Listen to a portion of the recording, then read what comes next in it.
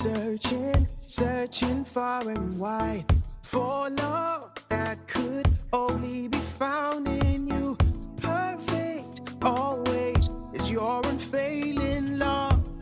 It's all in you, my Jesus.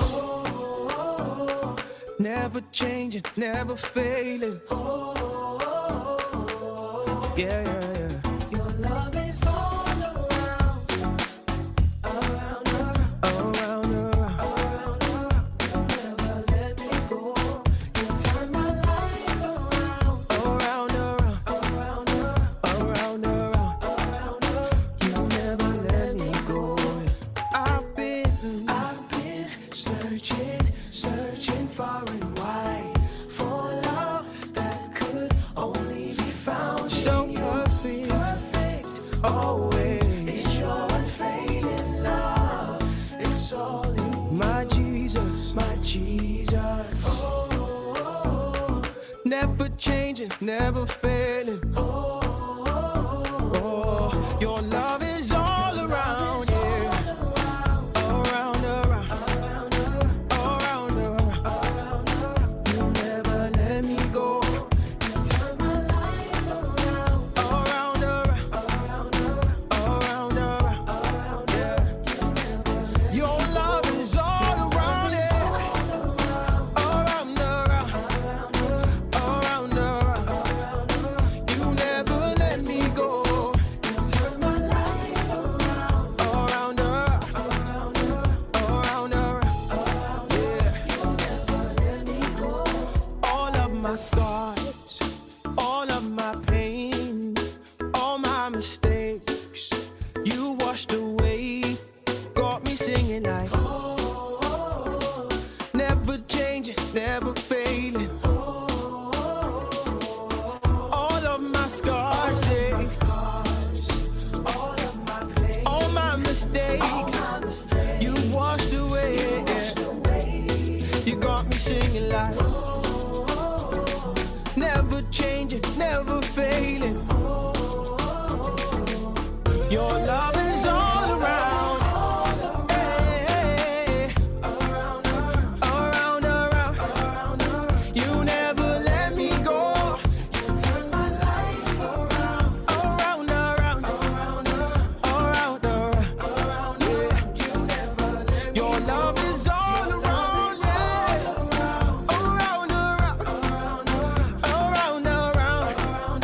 You never let me go. You turn my life around, around. You never let me go.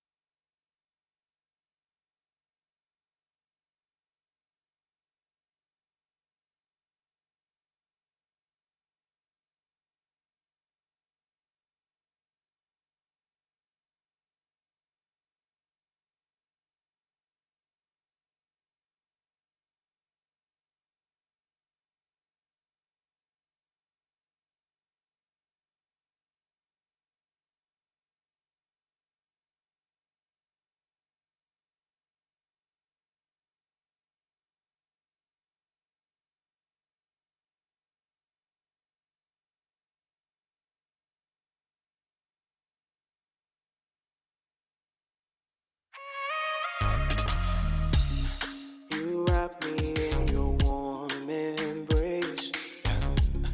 You wrap me in your warm embrace. Yeah, my Father, I'm grateful that you call me your own. Imperfect, I've tried and tried to do it alone. Yeah, yeah. but I'll never stop chasing after you. Oh, no, yeah. But as long as the sun rises, I'll keep on running, running. You have the final word. All I see is you. Yeah. You're bigger than any situation. Hi everyone, good evening, good evening, good evening. Wow, cricket. Brother, good evening, good evening. How are you? Yes, that's what I'm expecting. That's what I was expecting. Something like that. Something Good like that. evening. Good evening, sir. Yes, we are getting more lively, but we need more people. We need more people to just to just engage. Our ladies, hi, Good evening. wisdom. Hi. Good evening, everyone. Good evening, everyone. Who else is coming up? Who else is coming up? Bemi Salah, I can see you. Hi, Joy, I can see you. Mololo, I can see you. A wonderful Onyi, I can see you. Shay, I can see you. Tim Lane, Victoria, how are you? Oh, our wonderful pastor as well. Good evening. How are you? You're muted, ma. I'm good, thanks. Sorry, I'm just trying to switch off one device. Give me 1 second. All right. Okay. Not a problem. Not a problem. Right. So welcome everyone. I'm just gonna hand over to for me, I believe. Yes, me. That's me. Yes. Thank you so much, Ife. God bless you. Good evening, everyone. Thank you for joining. How are we doing? Timmy, good to see you. Victoria, good to see you. Thanks for joining this evening. Tonight is going to be very interesting, actually. I'll tell you a bit about what we're going to do in a second. But before then, you are welcome to the Cornerstone Hub. You already know it's the place of connection. And we're going to be talking about a form of connection today. Over the last couple of weeks, we've been speaking with, or we've had a few couples speak to us about the journey to marriage and so many things we've learned along the way, and we've been fully blessed. But this week, we just want to talk to ourselves, want to talk to the single people directly, face to face, albeit virtually.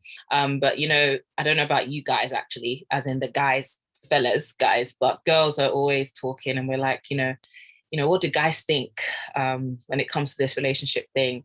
Sometimes we want to get a guy's perspective on things, but we don't have the opportunity as girls. But today, the girls are going to talk to the guys are going to talk to the girls. We want to get inside your brain.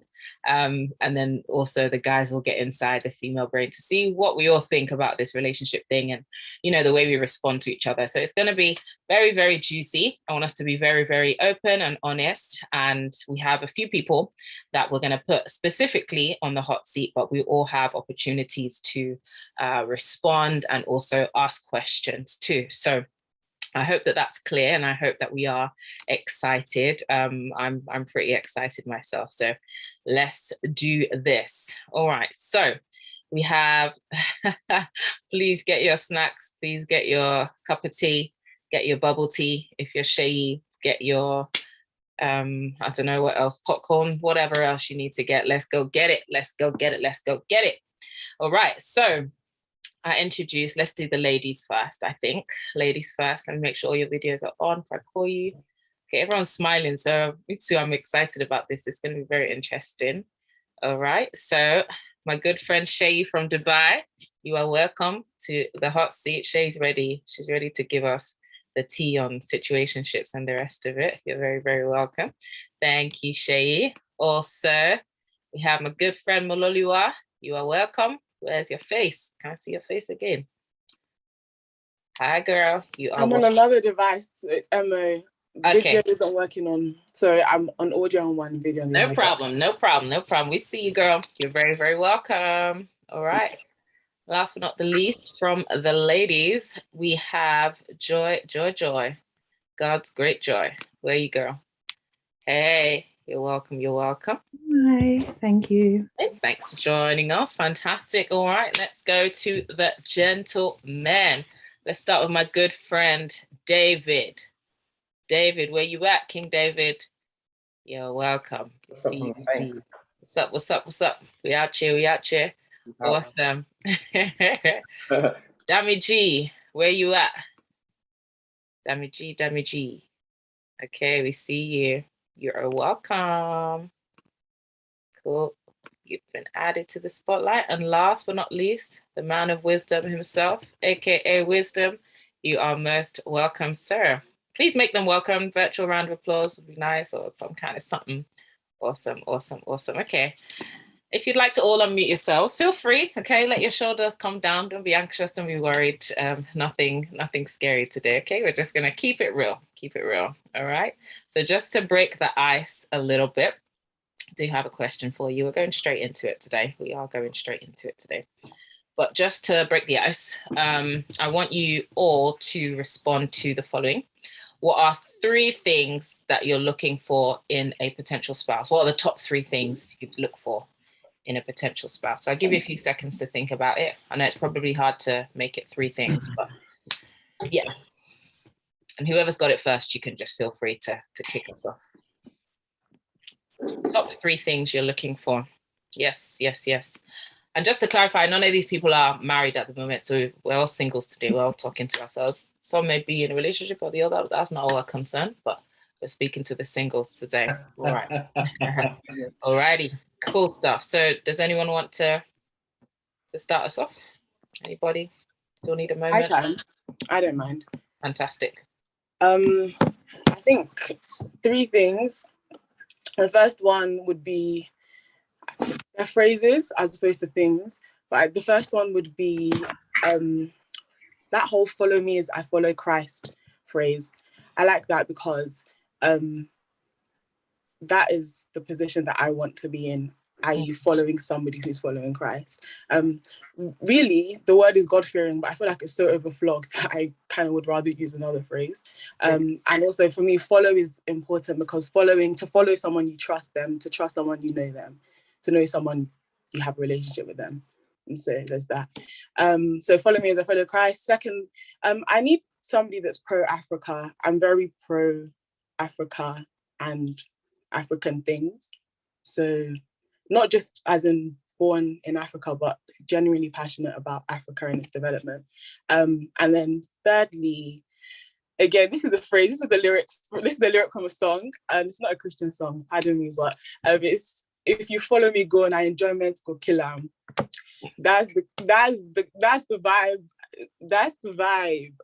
the vibe. So somebody that yeah, like wants to show their love, like somebody that is expressive with their love, I would say. Those are my 3. Fantastic. I'm keeping it 100. Yeah. For real. Love it. Thanks for going first as well. If the person isn't so pro-Africa, would that be a big issue for you, or it's something you can settle on, I guess? I don't know, because that's a big part of me. Like that's something I see quite strongly in my future. So I suppose if they're not pro-Africa, then they kind of have to get on board. Okay. They have to get on board. All right, fantastic. Thank you so much, Malolua. Anybody else want to go for us? Can I just comment on that real quickly? Please, yeah. Does that mean you're strictly Nigerian or strictly African? Well, no, I mean, this is why I said African as opposed to Nigerian. There are like people that aren't Africans that are pro-African development, so I don't think. I'm just playing the hair for those that needs to hear. Fantastic, thank you. David, since you've started speaking, you can go for us. Jason want to know what we're talking about. Okay, don't worry, he'll catch on. Go for it.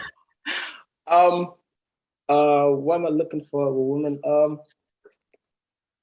I just want a woman that loves God, because we always say God-fearing woman, God-fearing man. You just gotta love God, because that's just the only thing I'm looking for in a woman. Like once upon a time, I was looking for this and that, and I'm like, God, you know what? I just want someone to love you, because loving you means obeying your will, and obeying your will means like loving our spouse the way Christ is meant to love each other. So like my ultimate, because I have a list before of what I want, this and that, but at some point just bought a lot. I just want someone that like me and someone that I like, and we both love God. That's it. What do you like? That's the question today.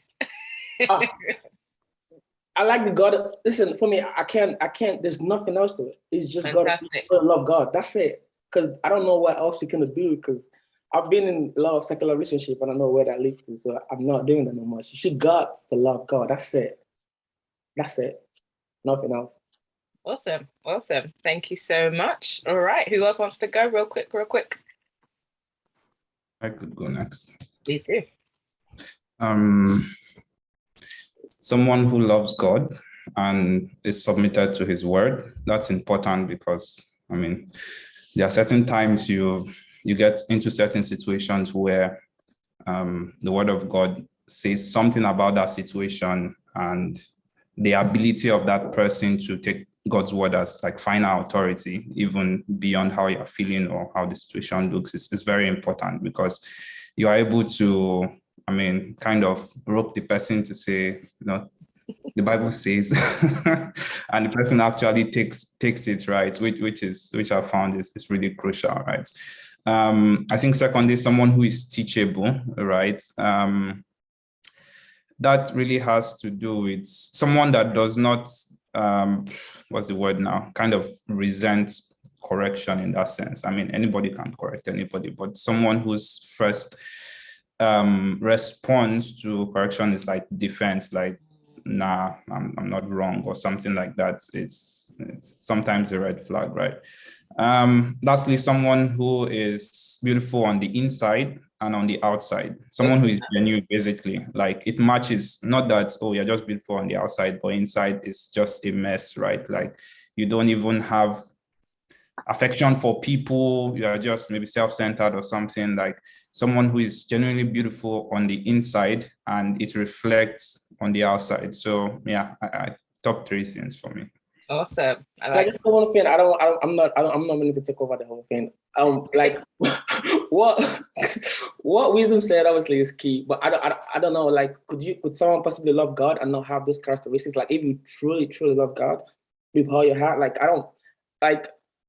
I know I have so many bad character, but the God in me has just wiped that away and cover all that. So that's why I just cover your heart. Like, teachable is a good thing, is actually really good. But I just believe, like, loving God with all your heart just really encompasses all those things, doesn't it?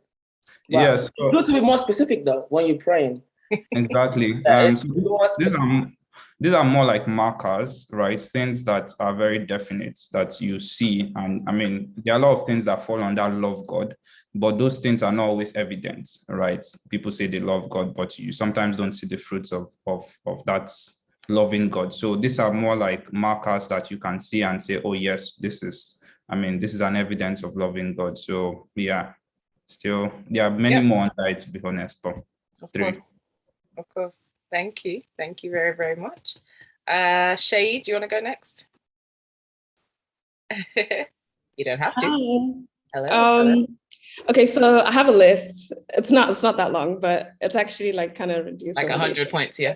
No, not that serious. But, so top 3, obviously, I need a man that loves and is able to submit to God, because obviously if I'm going to submit to him, do you know what I mean? I need to know that he's able to submit to a higher authority that I trust, that I can trust. I need a man that gets me, because I'm a little socially awkward. I need my friends. You know what I mean? Like, I need somebody that just understands. And I need a communicator. I think that's really important to me as well. Yeah, that's really it. That's an interesting one. Okay, communication, we'll come to that. Fantastic. Thank you, Shay. Who do we have left? Joy. We'll go to Joy, then Dami. Yeah. Hi. I think everyone has said it. For number 1 is someone who is a lover of God, that submits to God, that's spirit-filled as well. So sensitive to God and what he's saying, how he's directing. Because exactly as Shay said, if I'm going to submit, he also needs to be submitted to someone that I love and trust. I think as well, I would like someone who's kind of gentle and kind-hearted, because I'm a very sensitive girl, so you can't be speaking to me too harshly. Like, be nice to me. Yeah, and I think that also linked in with communication as well. And I would really like a lover of people, like a family person, someone who can get along with people, can genuinely love people, or at least try to their best too. So I think they're my top 3. Awesome. Love that. Love that. Love that. Thank you so much. Dami G, over to you, sir. Yes, ma. Good evening. I think everyone was speaking, as Joy said, people have pretty much said everything. I think the only thing for me that is really important is that she has to have a big bum. I'm joking. I'm actually joking before you think I'm playing. For me, I think Lover of Christ is definitely up there. When I say up there, number 1. And then I think, someone that can fight my corner, someone that is genuinely with me, my buddy. And then also someone that when we go out, she that she's beautiful. I can't lie. I like beautiful people, beautiful things, both male and female. But when it comes to a romantic partnership, I need my wife to be beautiful. I'm done. Thank you so much. Awesome. Thank you. Everyone's reminding us that this is being recorded. I just pray no one takes a snippet of that and just... It was a joke. Rough play. Sorry. Anyway, thank you so much, everyone, for those pointers. Fantastic. I think we've learned a lot from what you've said already. Just to let you know, everyone, if you want to ask any questions, you can send them to me directly and I'll decide whether to put it to our panelists. But just a reminder, we're having a talk with the guys, with the girls, so we all get to understand each other a bit better. There's no use in, us girls always talking about guys and you guys talking about girls. Let's get together and see how you guys think and how we think, etc., etc., etc. So I have a list of questions that I'm very excited to ask. And again, I hope that you'd be honest and, keep it real. If there's anything you don't necessarily want to respond to, that's fine, but don't worry, the questions aren't that bad. Okay, so my first one would be to the fellas. Let's talk about approaching a lady. What is the process in speaking to someone that catches your eye, gets your interest? Do you speak to them directly? I think you look good. We take it from there. Do you speak to their friend and find out about them? Do you pray first? I'm not saying any of these are the right answers. I'm just asking for what you would do. Do you pray first and then get a green light that's, let me go and speak to this girl? Or do you, start engaging in conversation with them and then maybe ask God, okay, God, is there more to this? What is your approach? To the fellas, so any of you can just jump in.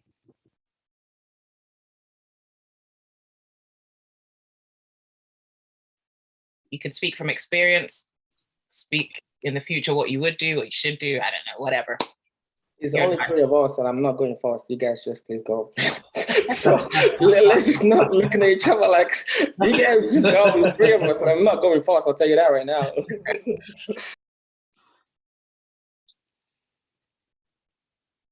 Approaching a woman. Thank you, Dami. I think in the past, I don't approach women anymore. In the past, I think it's been a varied approaches. Number 1, approaching her based off, as you said, physical attraction, and pursuing in that direction first and foremost. I think you're a beautiful woman, and I'd love to get to know you more. That is, for me, very few and far between. I think the one more a bit safer is get to know her as a friend. We'll strike up a conversation, see what's happening. I'm not a very good conversationalist, but just trying something, small chat, small talk, so that's the approach that, and then maybe later down the line, as you said, you then pursue like, God, how far this one is seeming like it's getting a bit heated. So yeah, that's it. Thank you. Fantastic. Thank you. Any other guys want to respond? Okay, I could go next. I think for me, it's usually striking up a conversation, just trying to get to know the person without any intentions in view per se, just knowing the person for who they are.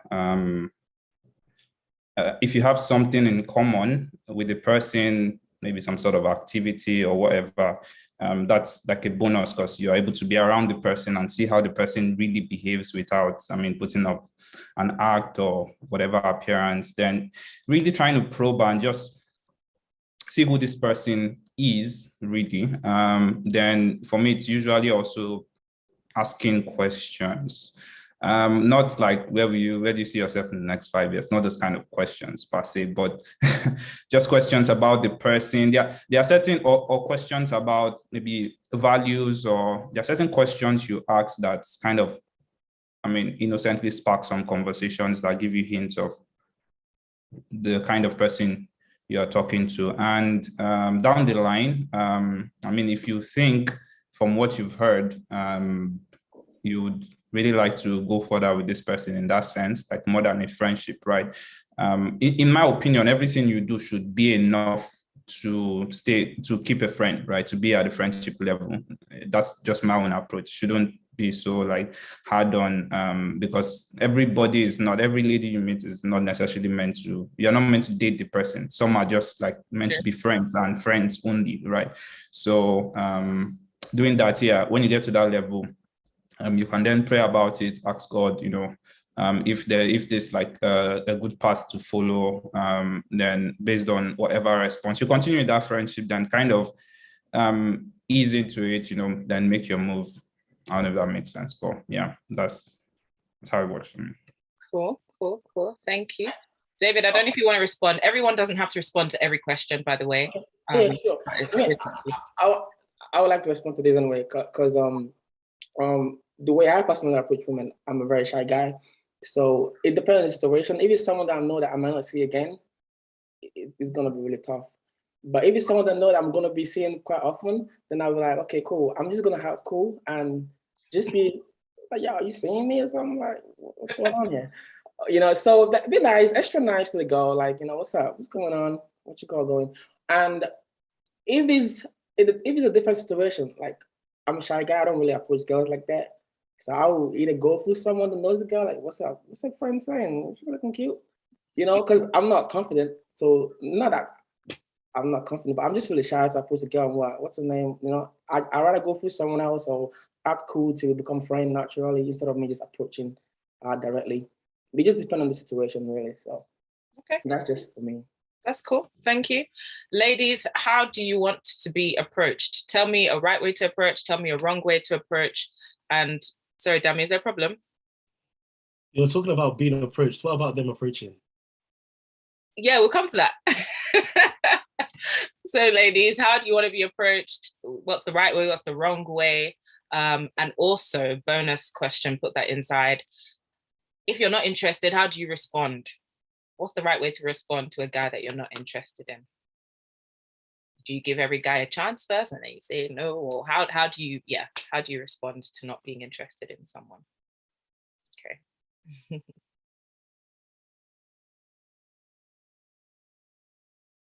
Keeping it real. Okay, I'll speak first. The first question was, how do you want to be approached? I don't think there's a hard and fast rule, but I think one thing that I would say is a constant that I like is just a gentlemanly approach.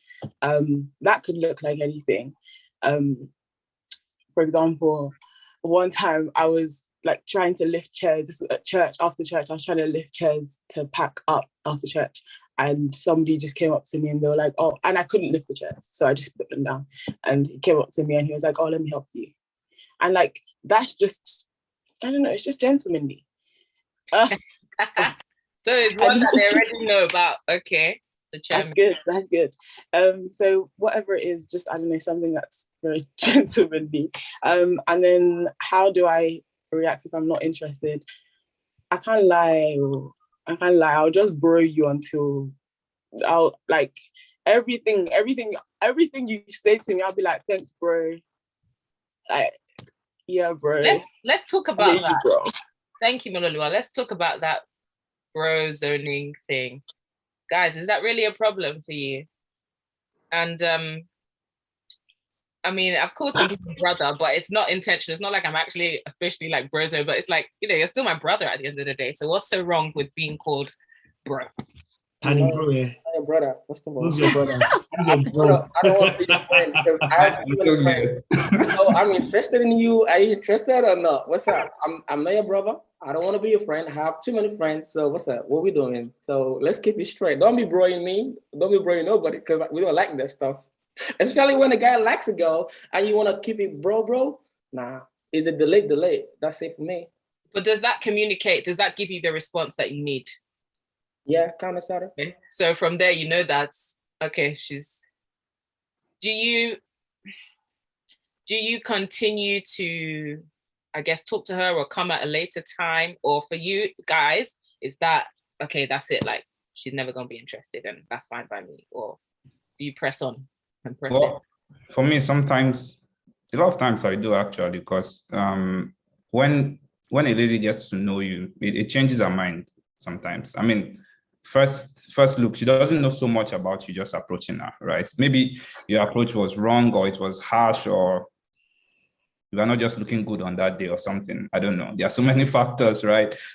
So just not taking it as like a definite no, just going on. Okay, cool. Yeah, bro. Okay. We'll see about that. Yeah. So it's based on conviction, isn't it? It's based on conviction. If I feel like God has told me this person, right? No matter how much bro you're gonna bro me, I'ma just keep weighing on. Like, listen, I've heard from the Lord. I know you're the one, so you can bro all you want. I know you're gonna be your husband at the end of the day. Guys, So it's not a matter. No, I don't know how you guys are doing it. Never. You call me bro. We're bro, sis. But if you have, listen, if you have conviction, though, if you have conviction, this is a reality, though. No, I'm actually being serious. Enough. Thank you, sis. Yeah, smart. We're good, yeah? Woo. Oh, yeah, that's funny. Oh my. Okay, thank you guys. We'll go back to the ladies. Sorry, I twisted the question, but how do you want to be approached? How do you not want to be approached? And how do you respond to a guy that you're not necessarily interested in? Shay or Joy? I think I've not heard from you too. Yeah, I think it's just, go ahead, Shay. Go ahead. Okay, I was thinking it's a friendship thing. I think one thing is like to go into a relationship with someone and to be in a nice relationship with someone, I think they have to be your friend first. So it's just about taking those steps to be a friend and don't need to force it. I personally do like someone who is quite intentional, like they know what they want. So it can be clear, but you're also not doing too much. You are just genuinely trying to get to know the person, whether that's spending time with them. I think I agree with Molu, sorry, about being gentlemanly and being respectful. I think those things are really important.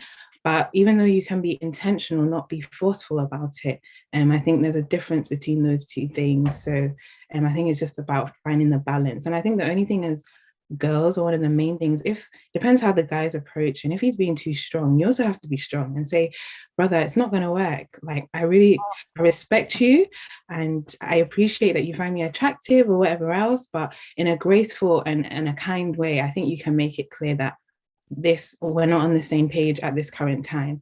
But if it's one of the, he's just trying to be your friend, I don't think there's anything too wrong in just being friendly and then seeing how it goes. And whether your mind is not in it at the moment, if he's just trying to be at your friend at that present moment, then you can have a new friend. That's fine. And then sometimes it can go along, and then that's when the bro starts to come in because he's really not getting the picture. So you have to also then make it clear in a softer way that you're my brother in Christ, and that's all it's going to be. That very key.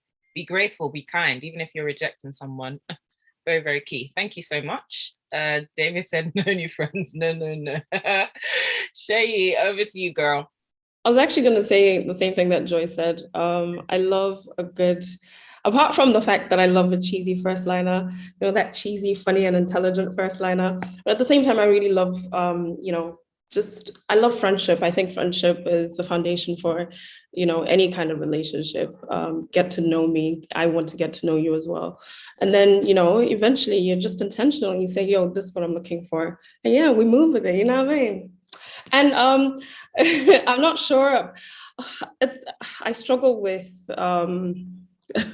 with letting guys know that I'm not interested. Although it depends on how it goes. It depends on the kind of friendship I have with that person. You know, sometimes I'll just go straight up and say, sorry, I don't see you in that way. You know, and then hopefully we could still be friends. Hopefully. Not for David though, only friends. Merci, Lord.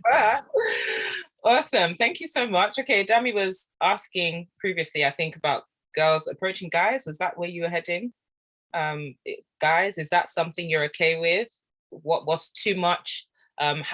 We hear about this whole Ruth thing, you know, position yourself. Girls, we tired of positioning ourselves. But guys, how should a lady position herself? Should she come and tell you that she's interested? Are there hints that she can give, or she should really just wait for you to approach her? Because sometimes I think about it and I feel like we've been given the short straw as ladies. You know, we just have to wait, and you know, whoever comes along, you know, we either tick them off or, you know, we accept. But what can a girl do? Should she do anything? If she can, what would you say what would catch your eye? What would get your attention? I don't know. Give me something, guys. Give us something. Can you repeat the question? Sorry, I wasn't paying attention. Sorry. Okay, yeah, sure. I think I said a few things, but essentially it's about the reverse. Can girls approach guys? Can girls come and tell a guy that she likes them, is interested? Is there a hint she can drop? Should she do nothing and literally just wait for you to decide whether you're interested in her and approach her? If she does approach, what would be too much for you? Or what would you say is a reasonable amount of approaching you? I don't know, man. I'm just gonna start since I was already talking in a way. I just like I really don't like when girls make themselves too available for me. First of all, like I want to hunt, I want to fight, I want to feel like, man, why should I reply my text? God, you know, I want to chase. I don't like even make yourself too available for me. I feel like, come on, you don't have the price, you know. Literally. Yeah, the catapult. Now I want to like hunt. That name actually, you know. So I don't really like when the girl makes herself too available for me. I like to hunt. I like to go for them. I like to be challenged. Okay, that's good. So Interesting. You said you don't like it when she's too available. So what does available look like? Just available, not too available. Available just means I mean, it depends on the stage. So if I just met you and then it's like kiki lala all the way, no, relax. What's going on? You have daddy issues? Like it seems like you've been waiting for me. Like relax, let me, you know. But even now, even been pushing and like talking, and then now you know opening up for me. I like that. I like it slow. I don't want you to open up to me, but I want you to show me green light though, because I'm not gonna. If it's red, I'm gonna just stop. If it's yellow, if it's amber, then I'm gonna just put my leg on the clutch and ready to move. Then when it's green, we go. But you know that process I have to go. I don't. You know what I'm saying? You see. We don't want the girls just to be a bit too. Come on, give us a little bit of challenge. You know, we like that, and I know some people can testify to that. Okay. Wisdom, can you testify? You're the only wisdom here. Why are you looking to your right? Okay. Thank you for that response, David. We appreciate that. Guys like a challenge. All right. Don't make yourself too available, ladies, but you know, give them the yellow lights, something to chew on. All right, fantastic. Any other responses to that? No. Okay, cool. We move. All right, let me see. Reminder that you guys can ask questions as well. Everyone in the audience, please feel free to put a question in the chat box, or you can send it to me personally if you'd like to do so. Okay. This is to everyone now. Are you permitted to date a friend's ex? Someone that your friend has dated, is it okay to date them if you feel like that's the way that you're being led? You know, the person they broke up with probably was a fantastic person, and you know, it doesn't work out with person A. Does that mean, is there really a bro code on this? Is there really a sister code on this? Can you date your friend's ex? is to everybody. Yes. And people in the audience, I'm so sorry to cut you short. You guys can respond as well in the chat section. We'd love to hear what you think. But yeah, please go ahead. Dami, I think you were speaking. Was that you? Said very straightly, yes, you can date your friend's ex. Yes. Yes. I mean, it depends on how far it went. If it's the case that my guy said he's interested and she rebuffed him, and then nothing, then yeah. Oh, we were talking about XX, like they actually were. They were together. There was something. Did your prayers break their relationship?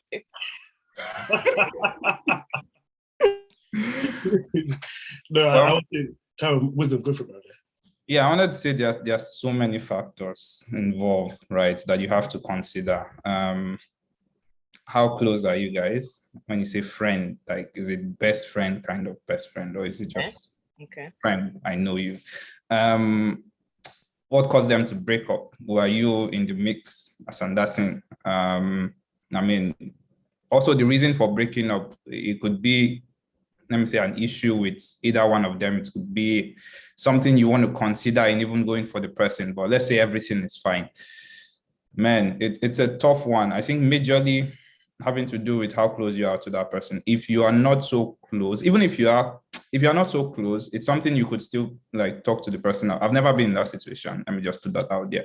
But it's something you could have a conversation with that person about it, like, the guy, like, okay, this is what I want to do. I know you are with this person, and I know we are friends to an extent. And yeah, are you fine with this? Are you okay with this?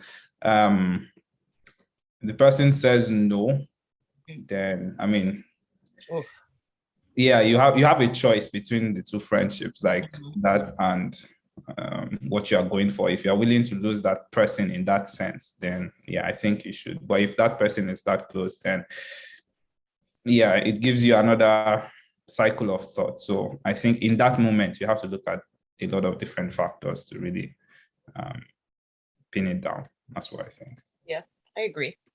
Shay, yeah, go for it.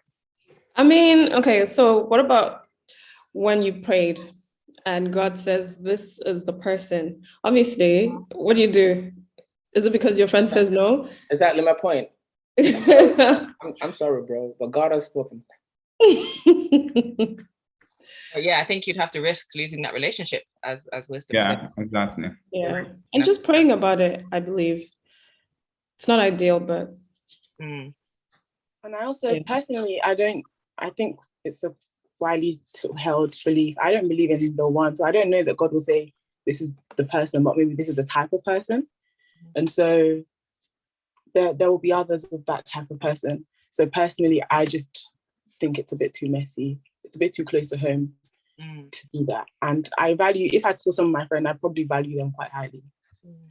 And more time, I carry my friend matter on my head. So like we probably fought you together if something happened or whatever. So yeah. Cool.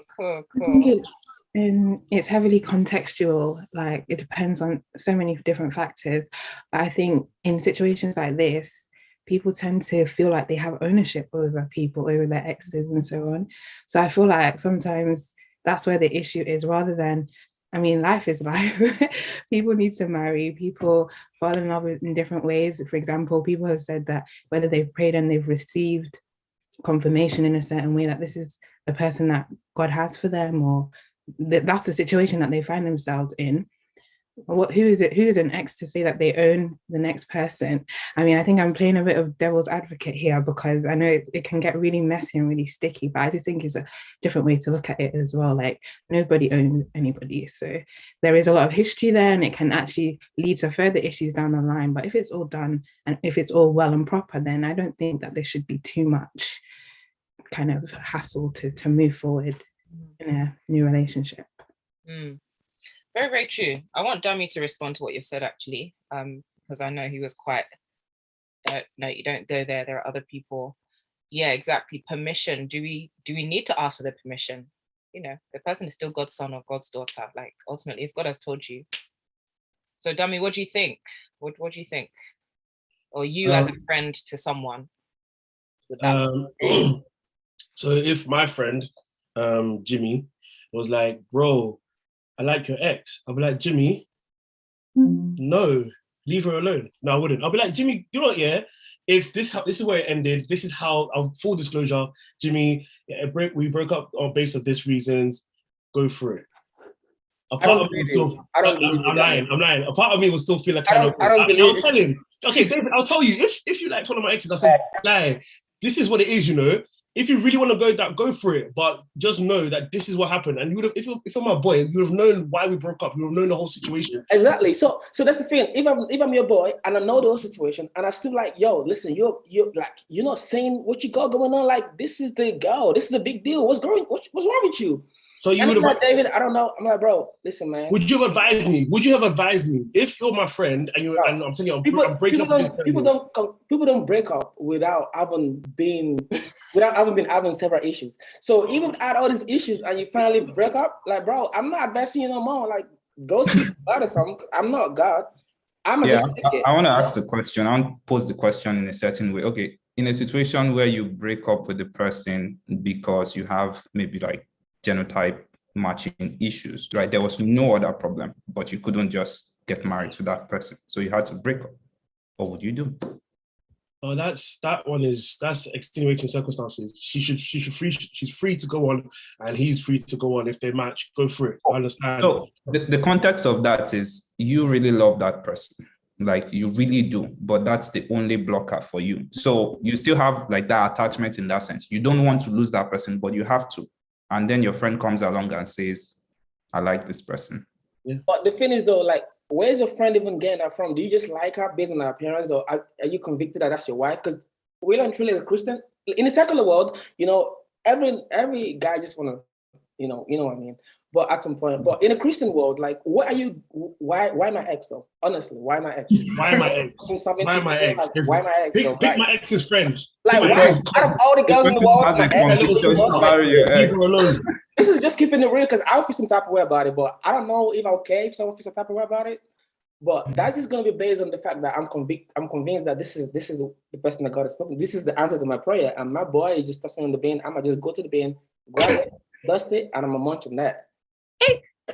Now, listen, I'm talking about food this time. You guys, come on, we in church. Come on, dude, come on, we in church, man. Be serious. I'm just saying, if I feel like that God is leading me to my friend's ex, but why not? But God is not an author of confusion. Why would God then lead you to when your ex's little sister? Or do you know? Some God work in mysterious way. Your friend might just be to bring that to you. But this has not happened to me. But I know a girl that actually dated a friend's ex, like real life story. So this happens. So we just gotta deal with it. It happens. Thank you, guys. It's getting a bit hot here. It's getting a bit hot. Bemi had a personal story I think she wants to give. If you're happy to, Bems, you can come on and share with us. Oh, okay. Hi. It's not personal. Not personal to you, but a story that you know of. Okay. Yeah, no, I do. Yeah, I know of a couple. Mololo, you know them actually, but you probably don't know the story. And that happens. So essentially there was a group of there were a group. And I think you actually get that in group friendships with mixed genders. You guys all like each other, so you have like similar attributes which you find and all of that stuff. Mm-hmm. And at a moment you may come to that group with that person by your side, but once you're in that group, you're just like, bro, I actually prefer this other person that I'm calling my friend, and you are all like squad essentially, and that's essentially what it was. So he came to the group with his girlfriend. They're all friends. There's a couple of them, but then more and more, he was just like, he dealt with a lot of like guilt and whatnot, because he was just like, wow, like I feel like God is leading me to this other person that's part of our friendship group. And obviously I think he told the girl that was not his girlfriend, and then she was angry with him, and she didn't speak to him for like a while, and whatever. But then she did her own prayer and all of that, and basically, he he broke up with his girlfriend whilst the other girl was not speaking to him. Then somehow these two shot back and got back together. And last year they got married. Just to say, the girl that was, it's so confusing. The girl that he's now married to, she did speak to his ex prior to like accepting his advances. And they had like an honest and thorough conversation about the whole thing. And she said that was really good and really helpful. So yeah, they got married last year. So yeah. Thank you, Gbemi. Thank you. That was a very interesting one. Very, very interesting one. Any thoughts on that, guys? No thoughts? I think it just goes to show that sorry, who's that? My bad. I think it just goes to show that you shouldn't just date. As Christians, we shouldn't just date for the sake of dating, you know, because you have to make sure you've heard. It just avoids this whole jumping from one person to the other and hearts getting broken. And yeah, make sure you've heard before you enter into, and we shouldn't even be dating, according to one of the conversations that we had. I think it was the Pastor Angela, and I think that's what they said. Yeah, I think it was them, that we shouldn't be dating. We should be courting with intention to marry. So yeah, yep. Let's stop doing trial and error and getting hearts broken. Let's stop it.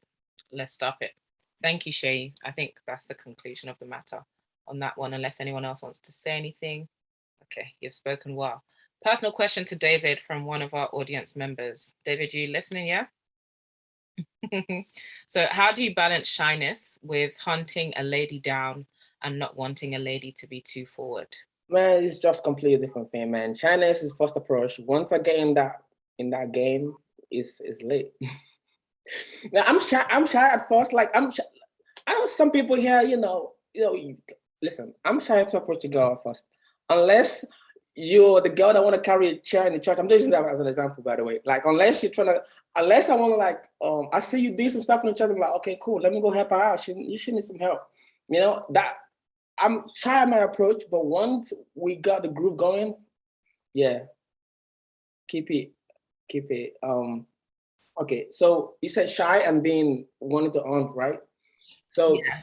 Shy in terms of like, when I eventually get to know you and we're talking like maybe by a friend or over a period of me being nice to you, whenever we get to that point that we have each other's number, like that's when I want you to be like, let me play this game. Like, let me feel like a man, let me hunt. Because obviously at the end of the day, it's biblical. Man is meant to go and look for the wife, So like, it's not because of the Bible, that's why I know that. I've been like that even before I gave my life to Christ, even before I know the Bible. So like, I like when a girl is giving me a little bit of work to do and not just, hey, hello, within 1 minute, you kind of text back and back. At the beginning, I don't like that. Fantastic. Thank you, David. Dami, you want to say something? Yes, please. I think when a man knows what he wants, he'll go for it. And that's not just in the area of women. If the man is not able to approach a woman to pursue something that he would actually like, does he have that same approach when it comes to work? Is he applying for those jobs? Is he actually speaking to his manager for a raise? Applies an area of his passions. Is he starting that business that he wants to start? Like so what is just in this one area that he's now shy? I think without castigating anybody or making anyone feel bad, I think if I think the man in and of himself should he should speak to himself. He should square his shoulders. He should approach life head on. And I think there'll be a lot of benefit to him, not just in the area of pursuing a woman, but in all ramifications of life. Thank you so much. Okay, let me just kind of point that straight. Like, what you said was really true. I know, but because I'm coming from a place whereas I don't approach girls. When I was in the secular world, I like what I have speak for me. So I would buy a nice car, have a nice apartment, have a nice Rolex on. I would dress nice just because I don't want to do too much talking. I want to say, hey, what's up? How you doing? Hey, that's it. I don't want to talk too much, So brother, Mike, okay, finish, please finish. I'm on the buff. Yeah. Me, Yeah, yeah. Whatever Yemi said, that's true too. But yeah, I'm shy. Doesn't mean I'm confident in myself, but I just don't. Maybe I'm just been afraid to be turned down or something like that. You know, so I just want to make sure like get to know her like in the same environment over a period of time. Be nice to her. That's the solid approach. Doesn't mean that. And yeah, I wouldn't ask my boss for raise because I wouldn't want to work with my boss anyway. I'll just go my own business. That's what I do. God bless you, sir.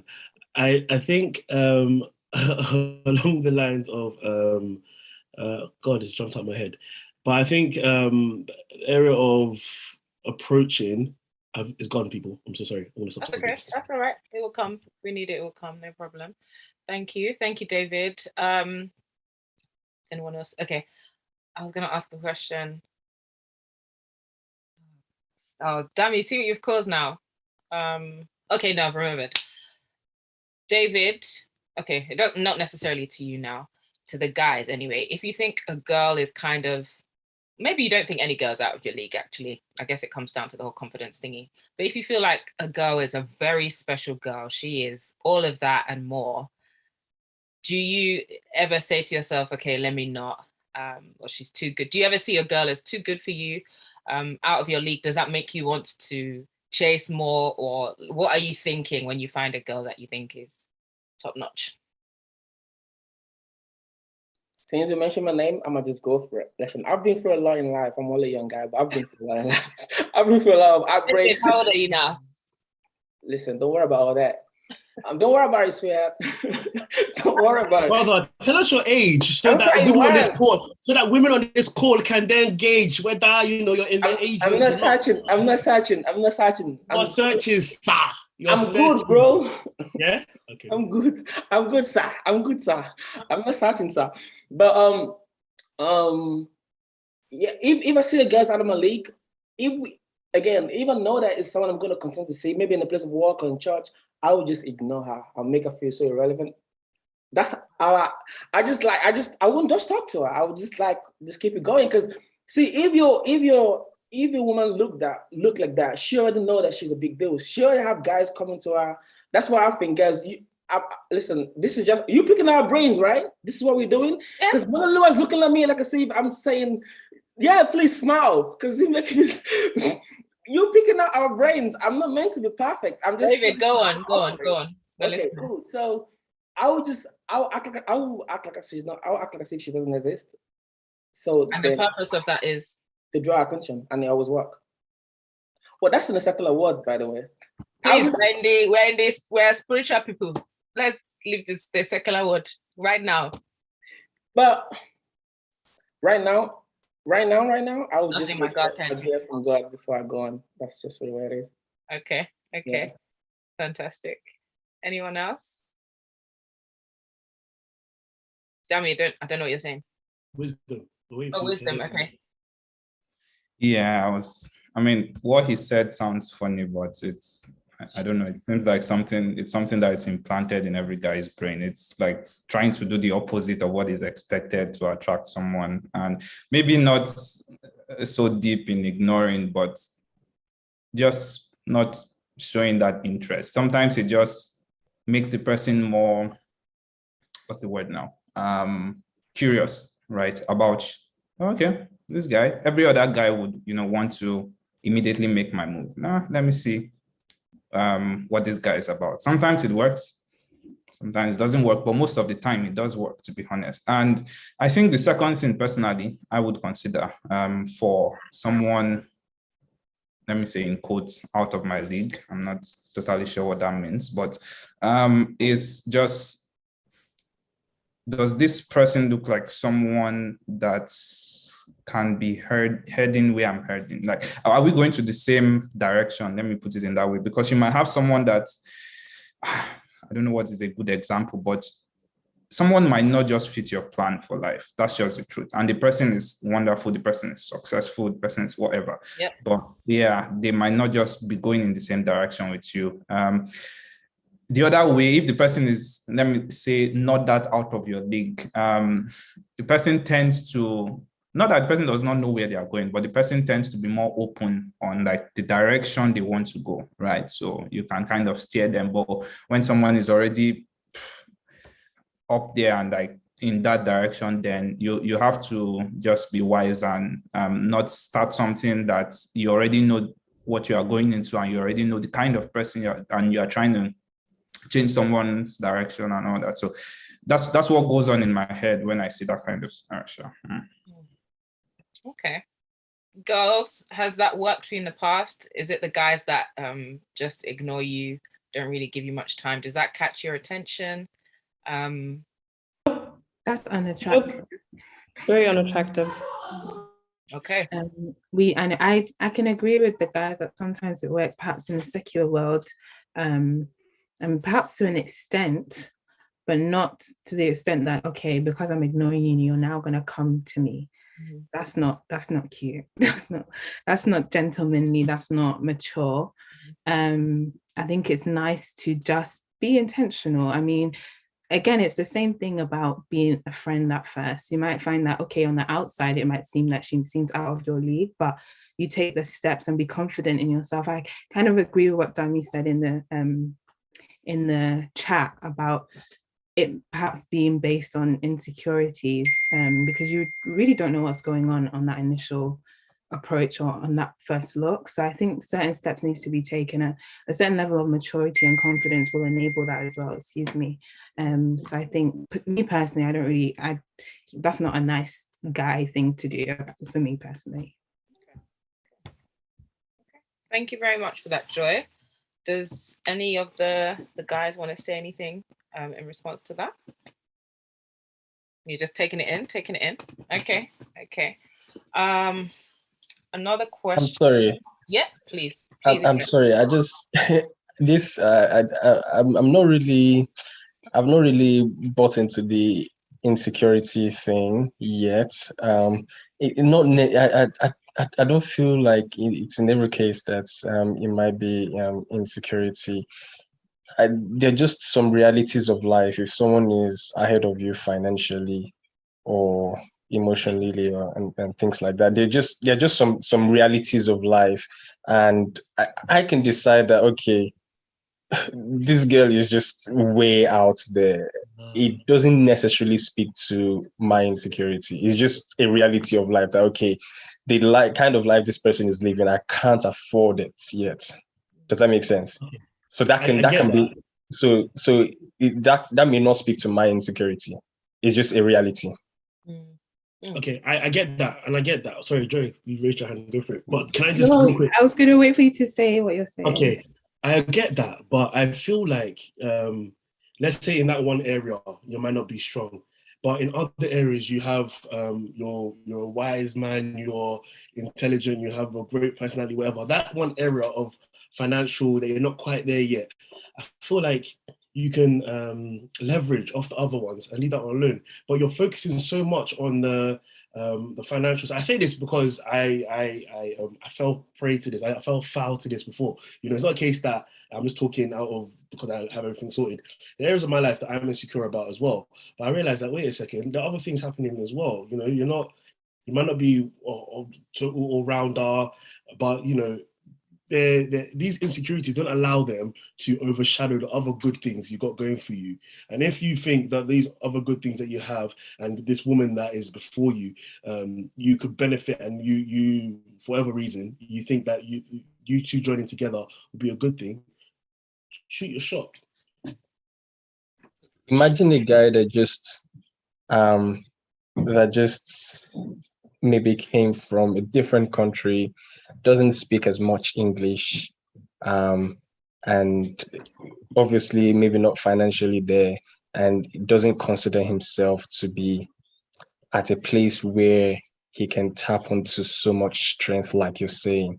So how would you then speak to someone like that who then feels like God is speaking to him about someone who is way out of the league? In quotes, because for me, I still I still don't know how to define that out of your league. Neither do I. I take exception to that, actually. Yeah, and I think so. Now that women are out of men's league, are there men that are out of women's league as well? I think the whole premise is. Pardon? And let me give an example of the league that could be a possibility. So if you see a woman for instance, that's doing a PhD, and you just feel like, I only have first degree. Like, she's out of your league automatically. What you mean? Why are you taking off your glasses? That's reality. Can you say reality again, please? Reality, not insecurity. You feel reality, like, my guy. It's not. It's just not. Why is it? Is it so? What? Okay. The sum total of this man that we speak of is his intellectual prowess. That he's been to school. Going to school doesn't mean that he can't run a bit. Cannot be a CEO running a business. So what if he doesn't have a PhD? Stop it. For me, I really genuinely believe that most of it is deep-seated in insecurities. Look, you know that you've got more going for you. You know that, okay, I don't have a PhD, but no one can beat me on my work ethic. Whatever I do, I put my sweat and my tears into it. She'll see that I'm like, okay, cool, fair enough. In time, he'll be go.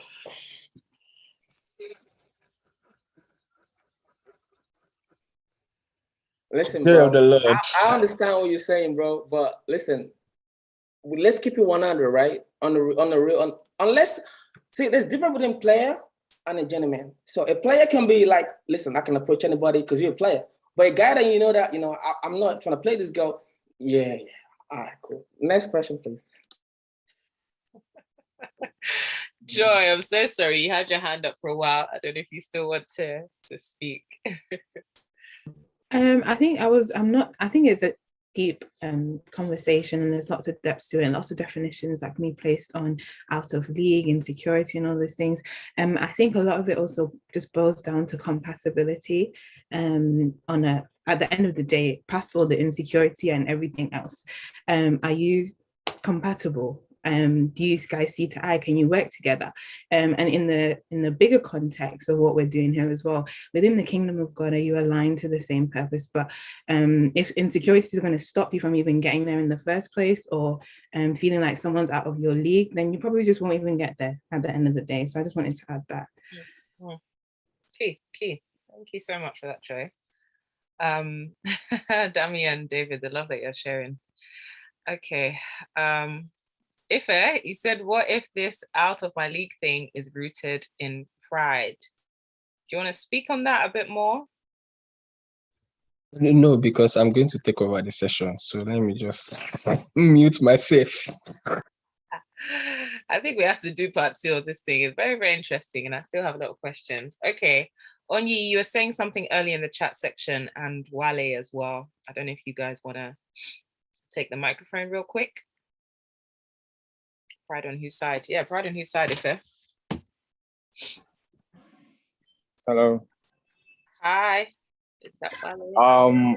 I'm just gonna come in real quick. I think maybe we should look it from the probably from another angle. Like 99% of ladies wouldn't really welcome an approach from a guy who's not in their league, as a matter of fact. Let's be real. Because most ladies, I think maybe it's just our generation. They think, they can't really talk to a guy who's not really in their league like that. So I think a lot of guys already have this, idea like, hey, if she's not in my league, I might just probably ignore or just be. I think that's like the best defense, like not going out there to just probably disgrace myself and stuff like that. So I think the question should be from the other angle, with ladies accept an approach from a guy who is not in their league, not the other way around. Because as a matter of fact, it's very rare, very, very rare. That's my own take on this. Okay, thank you. Onyi, you're saying a lot in the chat section. Come on the mic, girl. We ain't reading you. Come to the microphone. Please, Onyi, we want to hear you. Hi everyone. Hello. Hi. Oh, what do you want to say? Is it in terms of the league? Oh, yes. Oh yeah. Yeah, no, like most times, when the guy approach you or anyone, you sort of like size them up. Me, I think I start by looking at your shoes. Your shoes tells a lot about your personality. It's true. If your feet are nasty, I'm not necessarily like, want to... Onyi, I'm meeting you. I'm meeting you now. I'm joking. Go on. Sorry. But I think I actually stopped talking to someone because of the shoe they were wearing. But I did speak to them, but I just stopped the conversation afterwards. Right now, if a guy that is not really league, I don't know what league it is, come up to me and approach me and say, oh, hi, what's your name? I'll speak to you. I'll engage in a conversation with you. I'll try to get to know you. But I cannot guarantee that, whatever you're coming for, you'll get it. But I would still make you feel like, you're king, you're prince in your right, but I might not necessarily guarantee what you're coming for. Yeah. Wow. Can't wait to meet Oni's husband, honestly. Well, Awesome. just Thanks. to say about what she said, you're not going to get that response from every lady. That's the unfortunate part of it, right? Some are literal moral killers, right? After that conversation, you are like scarred for life. You're like, nah, I'm not going to try this kind of thing again. I can't generalize and say, oh, it's all ladies. No, that's not the case. But I also can't say it's most ladies because I've not done any survey that really gives that information. But I'm just saying there's a possibility. We are all saying, oh, this is how the guy should do. This is the confidence level you should have and all that. But in reality, what kind of response does the guy get? That's the thing. That determines whether he's even willing to try again. I don't know if you get. We're all saying this is best practice for approaching someone. But when the ladies actually get that approach, what's the best practice for them to respond? That's probably what we're talking about, because sometimes they don't follow that. They're just that's my opinion anyways. Okay. Ayo, you can speak, then I'm coming to the ladies. Ayokunle, over to you. Can you hear me, please? We can. Okay, I actually don't want us to base our conversation solely on social construct, because we are Christians and that makes us a spiritual being. So our argument conversation should be based on biblical principles, because in reality, that's our reality. So whatever we are saying should actually be in that line, not maybe what was the lead when God has spoken. Yeah. So for me, I believe as a Christian, yeah, if God is leading you towards somebody, God knows the best and it's not an author of confusion. If he's leading you to somebody in particular, God has actually calculated everything you can ever imagine or calculate in your head before giving you direction to that person, whoever the person may be, high or low, whatever category the person may be in social circle or even in spiritual circle. So don't disqualify yourself as a person. I think that is where we have issues as human beings. We tend to disqualify ourselves by saying we are not qualified for God's grace or for what God is bringing in our direction. Yeah. So know that somebody is beyond your league or above your league or whatever, or below your league. If you are not broken, then you're not a Christian. Asha. So sorry, I just have to go a little bit backward from where I joined the conversation from the initial question I had when I joined. Sorry to take you guys back over. I just feel I need to share this. And it was about three things you want in the girls or in the guys. So there was this sermon I heard from Reverend Adejumo, from Dr. Lakich. I can't really remember who preached the sermon, but I really reckon with that sermon. So I will just share in a minute. So she said, in the future spouse or in the potential spouse, what do you look out for? There are two categories of things you look out for in somebody that you want to spend the rest of your life with. One category can be categorized as constant, what is constant in that person, and the other one can be categorized as variables. The things that vary is not actually constant. So when we talk about constant stuff, is a person a Christian?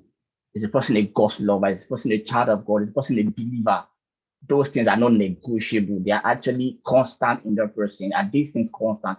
Because the Bible says we should not be unequally yoked together with unbelievers. But what fellowship does light have with darkness? You know the rest of the story. And the variable ones can be, maybe the person is fair, maybe the person is tall, maybe the person is quiet, maybe this person is sociable or whatever. So for these categories of things, the first one, the constant one must remain constant, but the other one can change. And God, through your work with him, can break you from you liking a fair person to him bringing a dark person towards you. Your submission and your obedience will actually know your journey, to tell your journey with God in that line, in that direction. So I don't want us to actually approach this relationship matter from a social construct perspective, from what the world has actually laid down. Somebody was talking about becoming friends with the person. Yeah, they are good, but how to approach somebody, what you look out for in the person, what you want in the person. But one thing we forget is that we are human beings and we are spirit beings, first of all. But the Bible says we have a spirit that we live in the body and we have a soul. So we need to receive intel from God. What is God telling me as regards relationship? What is God saying as regards relationship? So we cannot actually base the rest of our life on God's instructions and then live out our relationship on social constructs. And look, if I like this person, is this person sociable? Is this person in my league? Is this person and whatnot? No, it is wrong. We can't say we surrender all to God, and then in that aspect, we do not surrender all to God in that regard. So we need to wait on God, and then we don't just do relationship like friendship. No, it is intentional. Yes, sir. We are talking about a lifelong journey in this regard. So it's God actually leading me towards this area. But then we are just trying to shy away from our responsibility because a lot of us as Christians, we don't actually hear from God. Oh, I think that's the problem. We only follow the flow. We only follow, there's something they call corporate anointing. We only follow corporate anointing, but in our own personal anointing is weak. So we don't receive. So we just try to follow, what are they saying now? What are they saying now? So we just follow trend, just follow the trend and just follow the move.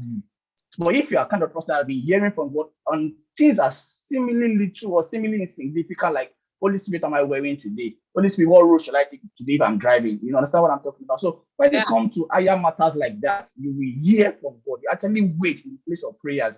You actually hear and to receive from God Almighty. And then finally, not to just long this matter. And on the issue of approach, I'm a redeemed guy. Most of us are redeemed guys too. I don't know, maybe redeemed in UK instead of redeemed back in Nigeria. But speaking of redeemed doctrinal teaching, what we're taught, doctrinal teaching, if you receive from God, ideally, you are not actually meant to approach the lady. You are meant to approach the pastor.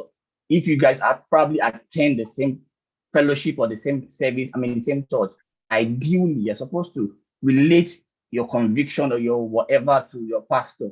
And then the pastor is not supposed to now pray along with you. And before he now probably ask the lady, have you received? Not even probably just directly tell the lady, but so said one thing. No.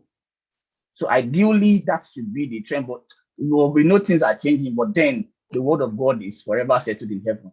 Thank you. I submit. Pastor Ayo for president. Round of applause for Ayo. Thank you so much. And I love what you said about the Holy Spirit leading us, on what to wear. Because if you ask the Holy Spirit, what shoe should I wear?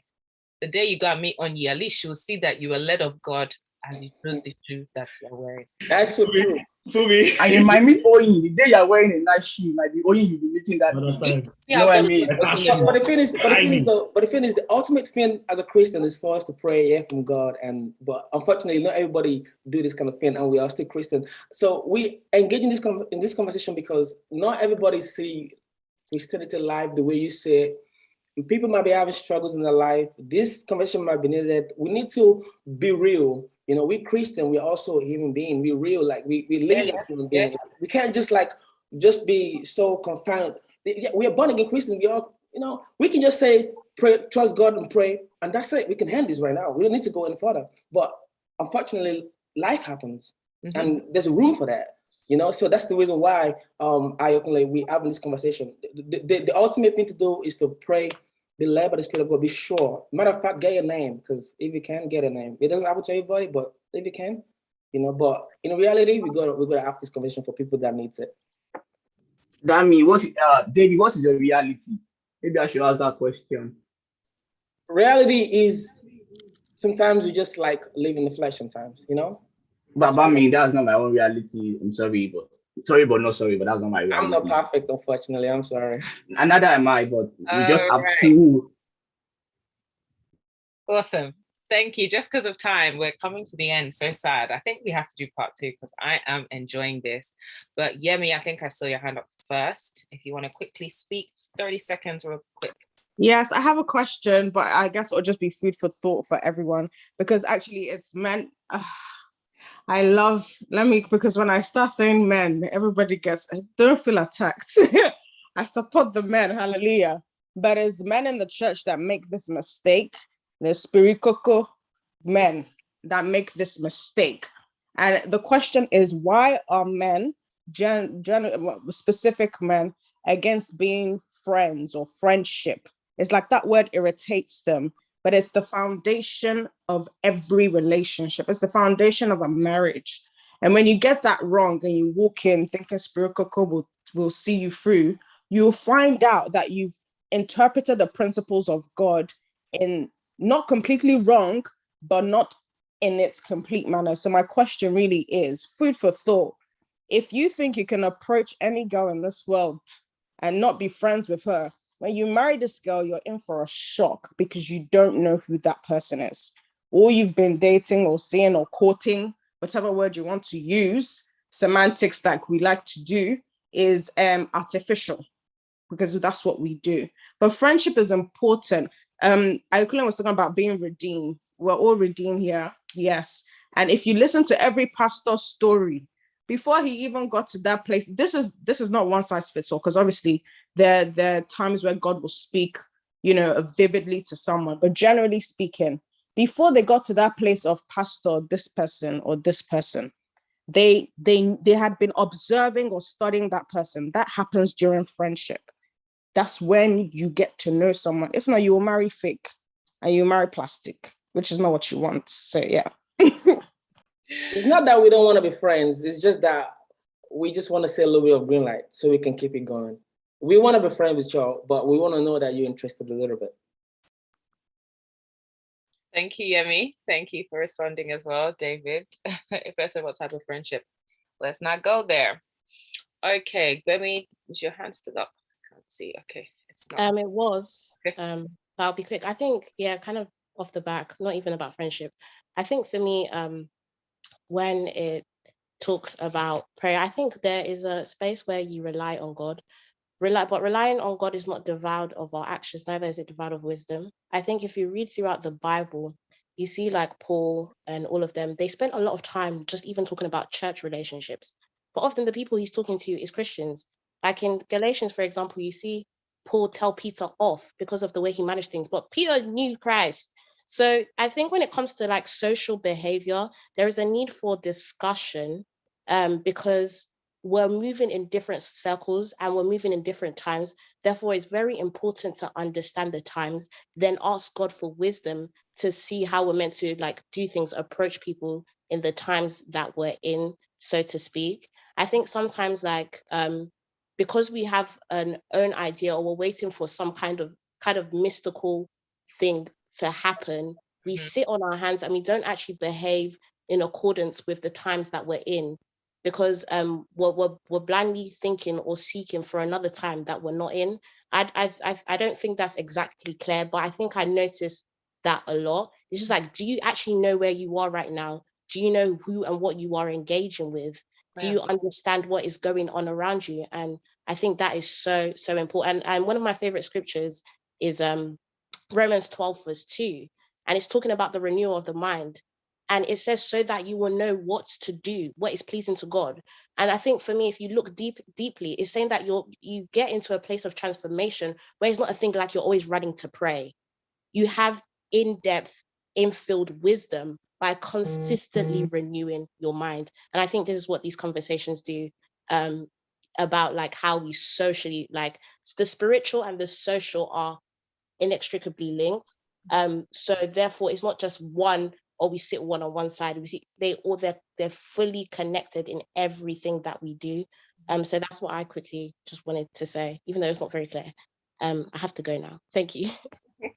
Thank you so much for dropping that, Femi. We appreciate that. Thank you very, very much. Okay, because of time, I'm going to ask one more question. I'll go to the ladies first of all. So how much say do your friends, your parents, family members, auntie, uncle, how much say do they have in the person that you get into a relationship with, one that's leading to marriage? How much say should external influences have or have had for you? Oh, zero. Oh. That's why I'm going to the girls first, because David is scaring me. Yeah, ladies, any of you can respond to that. How much say? Can someone say, no, don't marry that guy? Or how much should you listen to? Do do you bring your friends in on someone that you're seeing, or is it when you know that we're together, you now introduce them? How much say?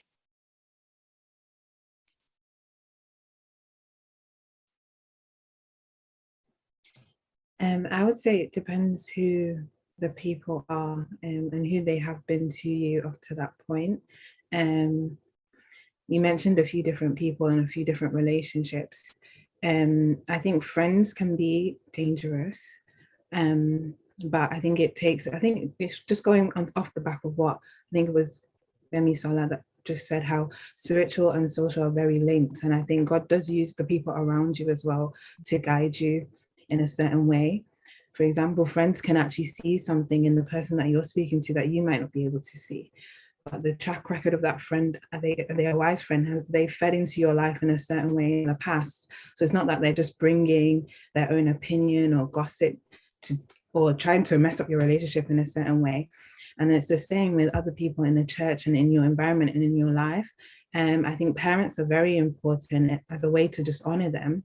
If they see or make a comment or have an issue with someone that you're speaking to or that you're interested in, I think their opinion is very important. But I think at the end of the day, you do seek God in all of these things, but I do think that those opinions can be important. And whether someone says, no, don't date this person, that's something that you also have to run through with God and with the Holy Spirit and use wisdom and direction. But I don't think that there should be zero influence in in the people around you and their input into your life, because you are a product of the people around you anyway. The person that's coming into your life is then trying to engage with you and have a relationship with you. So it's not that now all those people, I mean, with God, you're a product of God, but the input of a lot of people around you, your friends, your family, your pastors, all these people have an influence on who you are, who you become. So if you're now just going to say your relationship is not a part of your life and it's not significant, then I can't say that their opinion should be totally ruled out. Thank you. Very lovely answer. Thank you very much, Joy. Thank you very much. In the chat section, I see some friend zoning happening. I see some approaching happening. All of them are welcome. It's as well. Shayi, some shots being fired. some shots are being fired, but it's the place of connection. Let God be God. Shayi or Mololua, do you have anything to add to what? Yeah, I would have said the same thing that Joy said. I think it's important for you to know your audience. And I strongly believe that, and knowing the water the well that they drink from, and trusting the well that they drink from as well. So yeah, and obviously taking on their opinions on board and just praying about it as well. So yeah, that's all I gotta say. Thank you very much. Mololua, any other thoughts? Not necessarily another thought, but it's just ripping off. It reminds me of I think it's Pastor K that says it, which is marry patterns, not potential. So it reminds me of that saying, in that if these people have proven over the course of your life to give you wise counsel, I'm just highlighting that phrase because of the term patterns.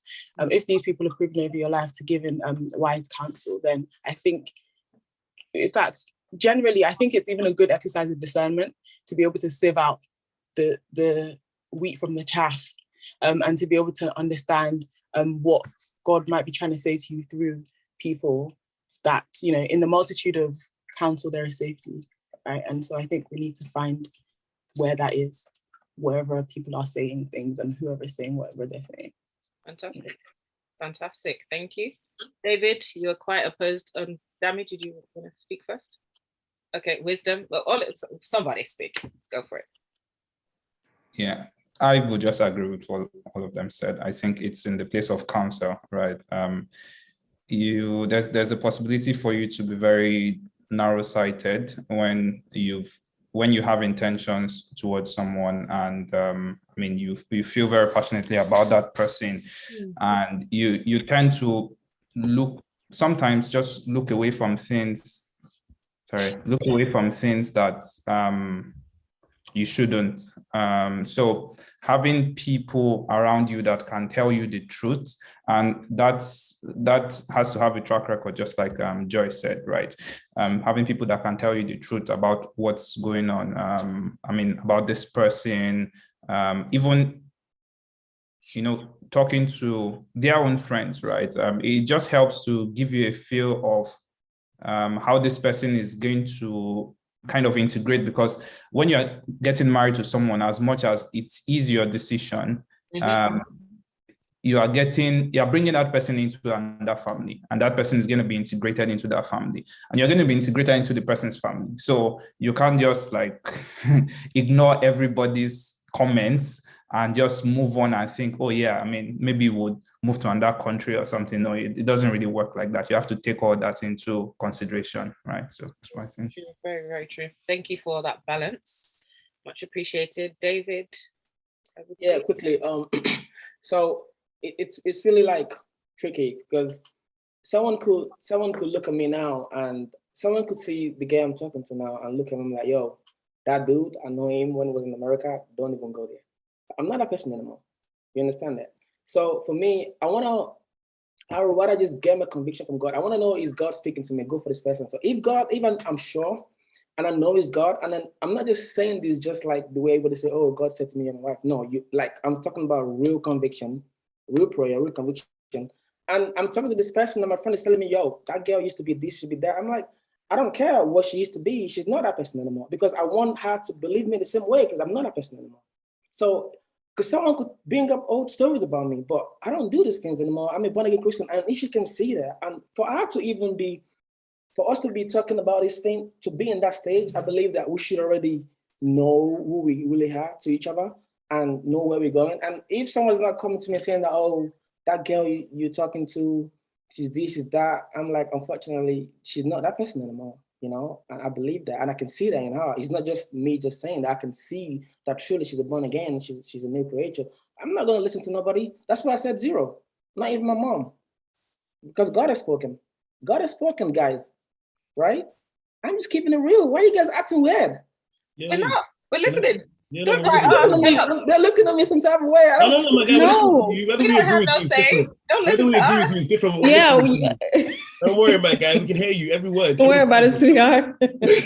No, but I mean, what if, because, okay, sorry, I don't mean to cut you short. Like, what if you're so overwhelmed with your emotions, you know, for this person that you're failing to see, you know, what the truth is? Do you know what I'm trying to say? I mean, you need confirmations.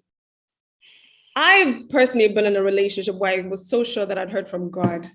I'm telling you, I said, yes, this is the man. This is the man for me. He's married now. And here we are. You wasn't sure. Listen, you wasn't sure. I had dreams. I'm joking. Listen, I've been in a situation before, and again, I'm sorry for taking your space, whatever. But I've been in a situation where I've seen someone, and then it just seemed right. My name is Olumide. Her name is Olamide. My birthday is 5th of January. Her birthday is 6th of January. I'm like, God, listen, you can't make this any more clear, but she's really not the one. But I knew that in the place of prayer, because I was praying. Even though I was speaking to her, I was also praying to God. I don't want to get this wrong. Like, if she's not the one, just let us stop talking. You know, that's what, because we Christians at the end of the day, we need to be praying along when we're doing this thing. Mololua, please smile. Thank you. He's gauging his chat on your face, Auntie. Encourage him small. Like, what are you talking about? But we didn't truly, because, you know, for me, I want to meet the person, even though everything seems right, I'm still praying. Till we get married, I'm always going to keep praying. I pray either when I'm talking to someone, then I pray when I'm single, when I'm not talking to nobody. Because I feel like when I'm talking to someone, then I really need to know that this is the right person. You know, so I don't know if that makes sense. That's just for me. So what I know, you met a person, you just need to keep praying, and God will let you know, even though it looks like it and it's not it. God will let you know that, and you will know. You guys, you're the ones keeping us here. I'm not the one. I know. Give me 2 seconds, please. I'm enjoying myself. Don't worry. All right, cool. So basically, I'm very fortunate to have parents that to give good counsel. They're spiritual, and they also have they have sense in their head. So when it came to the only one person I've ever taken home to my parents, there's only one person out of all the my illustrious past. There's only one singular person, and if my parents and my sisters has said to me that, bro, she's not the one, you best believe I would have locked it off. You best believe. Why? Because they know me. They know me a lot longer than my lovely woman has known me, and they however short the time is, we can pretend. We can pretend. I agree, but I feel like they were able to see something there. There were things I would have communicated with them, and they were able to perceive. And going back to Mololuwa's Mo's statement earlier, quoted the Bible, that in the multitude of counsel there is safety. Yeah. And what I was just gonna add is similar to what he said, but I'll say no man is really an island, right? No man is like the most spiritual person in the world. The fact that God told you something does not negate the need to have counsel from other people, right? That even helps strengthen your convictions. Other people confirming, because there are people that have gone before you. There are people that have been in your situation before. And like he said, I'm also fortunate to have parents that are very spiritual in that sense, and they really have like my best interest in heart, or like for all their children. So when you make a move to say, okay, this is the person I'm bringing, they look at it not from the perspective of, you know, what are they going to gain from this person in that relationship or whatever. First of all, they are going to pray for you, and pray about you, and try to get those same convictions you have, and try from the point of trying to give you that confidence, right, about what you heard. It's not like you necessarily, how do I say it now? Anyways, trying to help your convictions in that sense, and trying to give you advice from their own point of view. They might have been in this similar situation previously, and all those kind of things. And you might just think like, oh yeah, this red flag that is looking like it's borderline. I think, God said I can just ignore it, and it will get better or something like that. And they might have seen that scenario so many times. And many times, parents have counseled other people. That's just the truth, right? Parents are sometimes by default counselors, right? Because they've talked to a lot of people.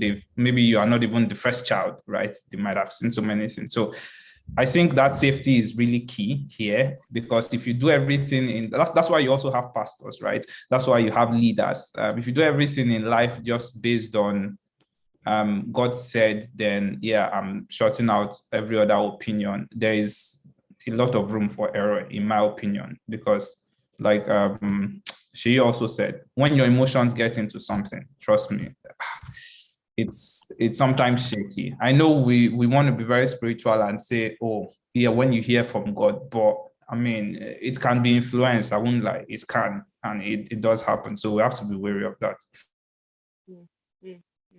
Very, very true. Very, very true. I see all the comments.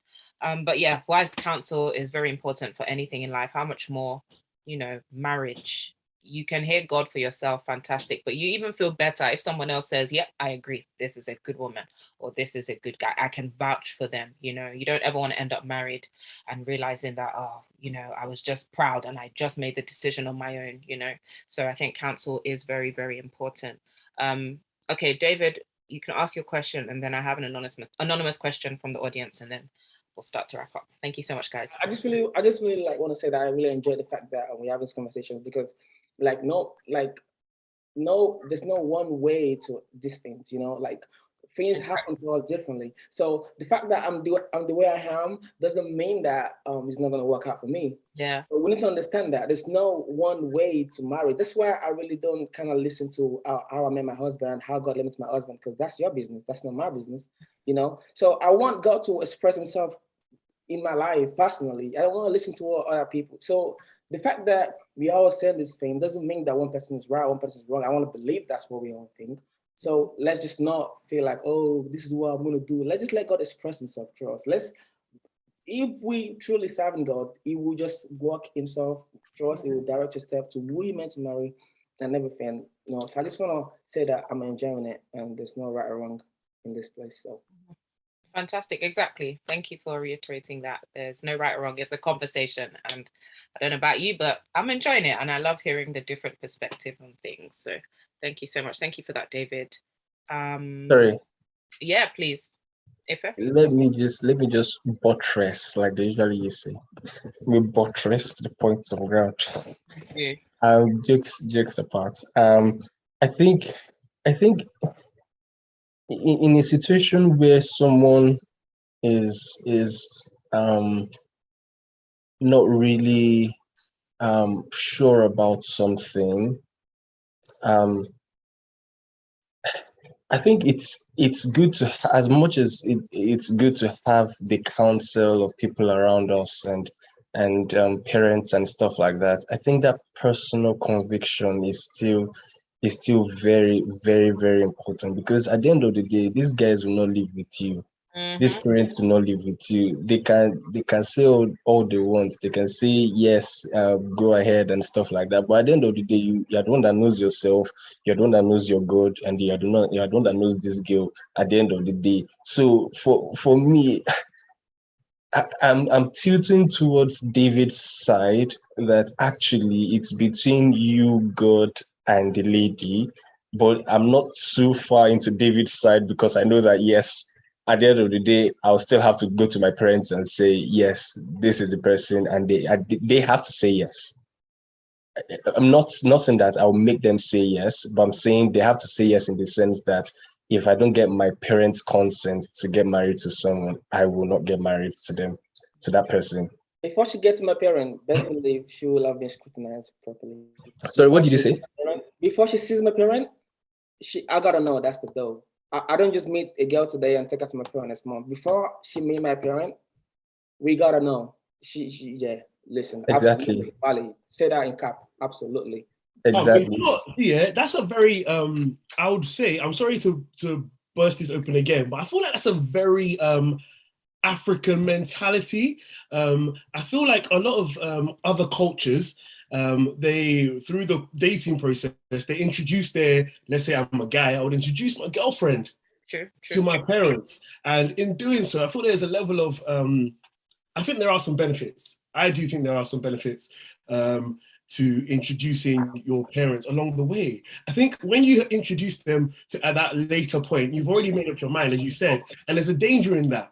But I think obviously you're not going to bring every girl that you just met yesterday at the bus stop, or you pulled up with a Rollie and your Rolls Royce, and you know what I mean. But it's not just that. Wherever you meet the girl, it's not just the next week. I'll come meet my parents. Do you know what I mean? But if there's someone that you've established something long before it gets to, oh, I've got on my one knee, you should introduce your parents, see what they have to say, see how she fits into the family, see how she interacts.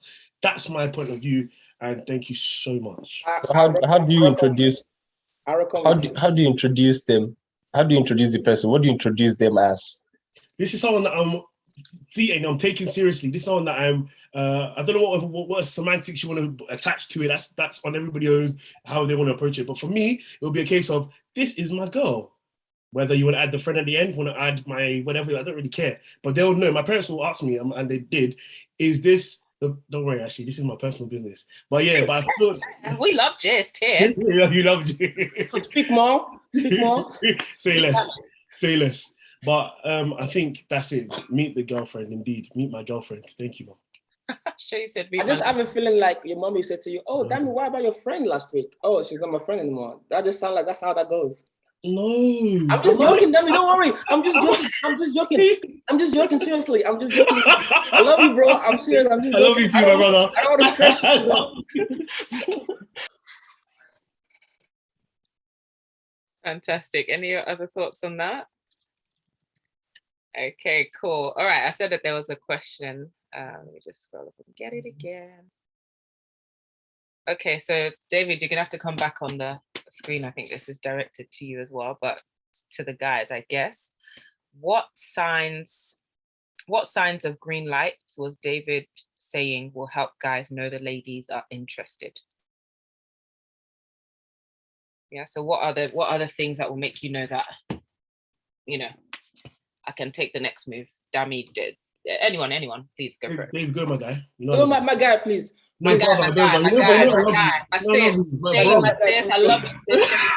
I love you, girl. Joy, you're my girl. Joy, oh, Shay had it off. Okay, I think for me, when it comes to a conversation where it all begins, when there's reciprocity. Reciprocity. Dora, I've said it for you. Go on. Thanks. So when there's that in the conversation, when you speak to her and she asks you a question, then you answer her a question, that's a green light. She wants to know. But if a guy, and this is for girls, goes for girls as well, I beg you, pull your ear. If you're speaking to a guy and he keeps locking it off at the end of the conversation, yeah, thanks, and you still continue asking questions, it's like, respect yourself, smaller, just a little bit. Please tell that to your brothers too. Tell that to your brothers. They need to hear it. Let me just say this: reciprocity. I'm just trying. Yeah, you're rude. No, you're rude. No, you're rude, bro. No. I don't know how to speak it too, bro. Come on, we brothers. See, this is the thing, right? This is what I think. A green light for me is, if I called someone and I said to her, "Hey, how you doing? How was the day?" And she told me, and she didn't say to me, "How about you?" I'm like, "You don't care about my day. What's up? You didn't care yesterday, you didn't care today, you didn't care tomorrow. I'm not even eating today. You didn't even, if she's not responding, if I'm only bringing the questions and she's like, oh, that's nice. Okay. I'm like, all right, I'll speak to you later. That's it. That's not green light. But green light is she's engaging the conversation. When you text her, what's up? She's texting back, how you doing as well, showing interest in someone as well. That's green light for me. I'll tell you that right now. That's what's up. Thank you, David. Anyone else? Can we help our brothers out here, ladies? Or guys, can you help the girls out? Whatever. Meaningful conversation. Yep. If she initiates, yep. Length of the response is very true. And like David said, if she also asks, how are you two? Something is happening. But if she says, I'm fine, it was good. Same response, dry, cold, then let me not waste my time. Fantastic. All right. Any final thoughts before we close here? It's been very, very interesting. I'm really enjoying this. So thank you, guys. Lola said one word and full stop to red lights. So today we've learned something. Thank you so much. Thank you. Yemi said one word answers mean go away. Wow. Awesome. All right. Thank you. Please give it up to our wonderful panelists. They have been amazing. David, Dami, Wisdom, Shay, Joy, Monoluwa, we celebrate you. Fire, all round. Thank you to our audience as well. You guys have been fantastic. I'm going to take you off the spotlight now, but please welcome them again or make them feel that they've done a good job so that they come back next time. And how many of us would enjoy a part 2 of this conversation? I think it's been absolutely fantastic, mates, fantastic. All right, just give me a second. All right, fantastic. Thank you. Awesome. Thank you so much for joining us today and even over the period of February. I hope that you've enjoyed all the conversations that we've had with the married folks and also between our singletons today. God bless you. Thank you, Maloluwa. Thank you, everybody. Dami, who's your fave? Was that to me? Or was that someone else? That was you, mate. Thank you so much. I would like to appreciate you for leading the discussion. Absolutely phenomenal. Honestly, God bless you. I love the way that you get in, you get asked the questions and you pull back. You do a great job at moderating. God bless you. You're playing on my love language now, like words of affirmation. I just want to say that, Dami, I love you too. Like, bro for life. David, I love you, my guy. I love you so much. Thank you so much. Goodness. Me too. I love you and you love me back. Thank you. Yes, sir. Your love is there as well, sir. I'm joking. Thank you. This is the Cornerstone Hub where we love everyone. So we love each and every one of you. There certainly is love in the air, Yemi. So thank you for joining us today. Just a few announcements before we leave. We still have a few seconds. So if there's someone that you want to slide into the DM, please slide. But again, be mindful of the responses they give you. That will give you a hint as to whether something can happen or something can't happen. But I hope that in the midst of all the jokes and everything that you have caught very important points and things that will guide you in successful, godly relationships. And don't worry, you'll marry one day and all will be well. No problems in Jesus' name. Amen. Lola said her DMs are empty. So please do the necessary, people of God, do the necessary. She's a wonderful girl. I can give you the confirmations that you need, the conviction that you have. just come and speak to me and I'll look through your CV and we can take it from there. Well, God bless you. This is the Cornerstone Hub, the place of connection. Yes, we meet here every Sunday, 7 p.m. And on Thursdays as well, we meet for Bible study, also called the Word Shop. It's fantastic. If you enjoyed today, come on Thursday too, where we actually bring out the Bible and we talk about Bible, not just all this fun stuff, but you definitely need it. If you haven't joined us on Thursday before, we'd more than welcome you this coming Thursday, where we are starting the topic of grace. So please do join us Thursday, 8 p.m. GMT, this same line. We'll quickly go through the offering as well. If you'd like to be a blessing to us, if you'd like to give, if you've received and you want to give back to the good Lord, please do see the details on the screen now and be a blessing to us. So I've told us we meet on Sunday, we meet on Thursday as well. And this is the close of the conversation series, as I said. But like I said, I think we do need to have a part 2. I feel like there's so much on our chest, on our shoulders that we need to discuss. So let's see what happens. Let's watch this space. But God bless you. Thank you for joining us. After this, we have the TCH Lounge. So just a few minutes, we can catch up. We can, if there's a question you didn't get to ask and it's really, really burning you, then please do come and we'll have a quick discussion about it. But God bless you. I'm not sure if I've seen any first timers here, but if it is your first time, you can come to the front yourself. The only name I don't recognize is Tomi. Tomi, is this your first time? Can you confirm, please?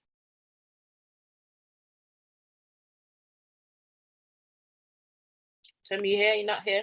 Still with us?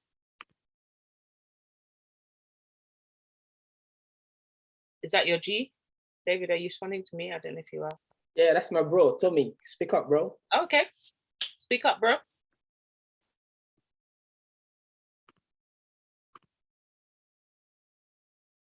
Don't be like David. Don't be shy. Yeah, this is my first time. That's not my guy. I'm sorry. That's not the person I invited. But you're welcome, Tommy. Thank you. You need to tell your camera so we can be sure, you know? I welcome you well. Where are you? Oh, hello. So she's a girl. Exactly. Thank you. How are you, Tommy? You okay? Thank you. I'm fine. I think I recognize you. How? Where? I don't know. Are you in Nigeria right now? Yes, I am. Okay. So we'll come back to this, but I recognize your face. Thank you. Lovely to have you join us. Thank you. Who invited you today, or how did you hear about it? Mr. Bailey. Oh, okay. Tell me where you at. Is he still here? He's gone. Hello. Okay. Hiya, can you hear me? Yeah, I can. Cool. How did you find the session today?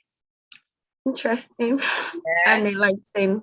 Oh, thank God. Thank you for joining us. Yes, hey, it's this screen that I've seen you from. I said, I know this face. I know this face. Gorgeous, wonderful acting too. You're a very, very good actor. God bless you. We look forward to more movies as well. But thank you for joining us. We're glad to have you. Please feel free to come any Sunday you're free. We're here 7 p.m. GMT. All right. Thursdays, would love to have you again. Tell us something interesting about yourself before you go, and also your status as well, so that some people can slide just. Okay, my name is Tomi Singh Hesong from Osun State. I'm a banker and also a real estate so that's my new profession.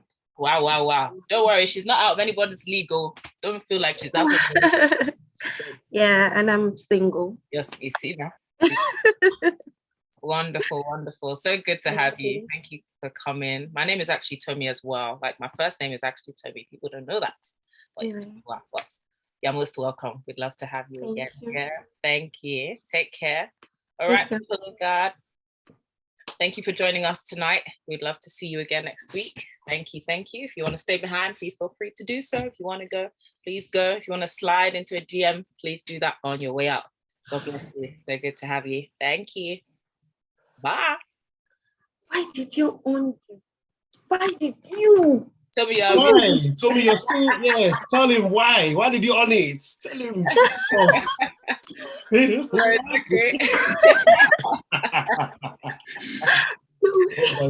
Oh my God. Love. Thank you. Bye, guys. Have a good night, yeah? Love. Good night. Bye. Bye.